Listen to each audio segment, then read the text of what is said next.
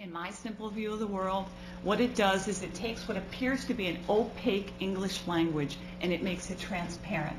It shows a very simple system to reveal the structure of the English language. And so you can teach any child with direct instruction in a very systematic way, step by step, and they learn to read. And researched everything I could about effective instruction for struggling readers, and I came across two important findings. The 5 components identified by the National Reading Panel's report on effective reading instruction, including phonemic awareness, phonics, fluency, vocabulary, and comprehension. Children have to have this in order to be good readers.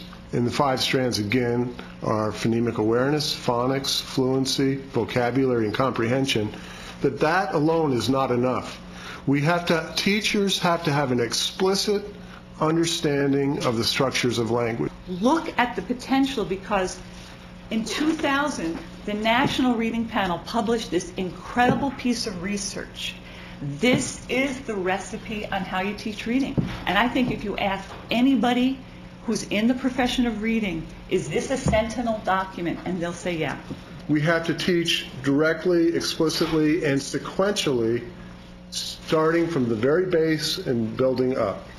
And in my going around to other schools, I hear kindergarten teachers who use the sounds for, they say ka, a, ta, and expect the children to make cat out of that. And there's no way you're ever going to make cat out of ka'ata. So the teachers, first off, have to learn the way to pronounce the sounds correctly, and they have to know the structure of the language. So it's a one spoken word utterance. If a child cannot decompose that word into its 3 component sounds, it is virtually impossible for them to take an abstract alphabetic representation, the letter, the grapheme, and map it to those sounds. Speaking is natural. Our brains are hardwired to speak. Our brains are not hardwired to read and write. That's a man-made code that has to be explicitly taught.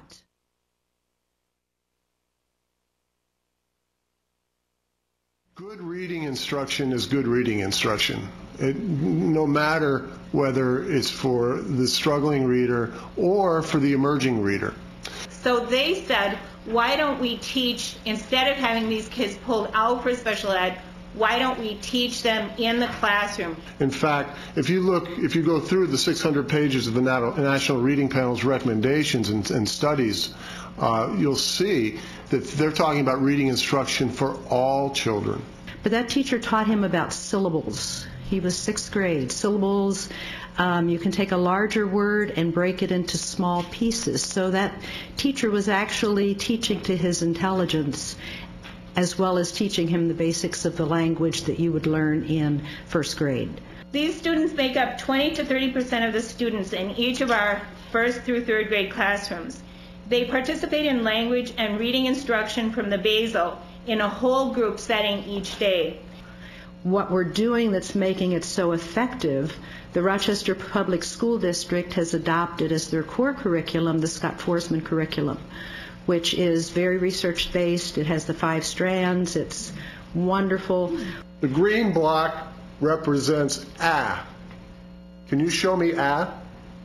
The child will put a green block up. A. Good. The yellow block represents t. Can you show me t? T. Good. Can you now show me, with what you just learned, can you show me at? So we'd want the child to say at. Great. This represents k, not C. K. Can you show me cat? At. Great. To all of our kindergarten students, there isn't a separated group. Every kindergarten student receives this type of teaching. Can you show me tack? not spelling, just sounds. Now, that was done very quickly. A child who struggles with phonemic awareness, you'd have to go very slowly through this to get them to do that. But this is just manipulating sounds. This program gives our students the necessary, detailed, explicit, initial foundation for phonemic awareness, phonics, fluency, vocabulary, and text comprehension. The kindergarten teacher that I worked with was so involved and so impressed with the change because she'd been teaching for a number of years. She started incorporating the same activities into her classroom. And I think it's vital that the children learn in the school at kindergarten, first grade, because when we look at poverty, the children are not going to be able to go to after-school programs. They have to get it during their school day.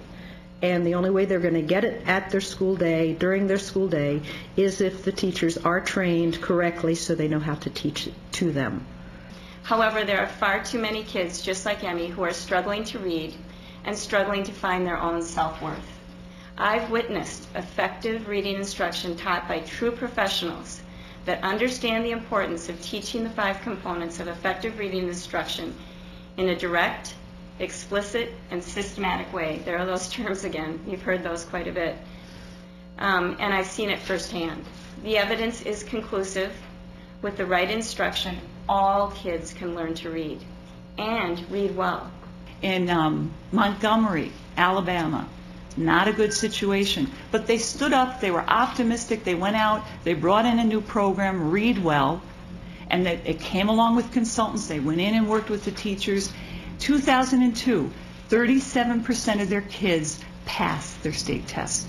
2003, 68% of the kids, kindergarten through 3rd grade, passed the test.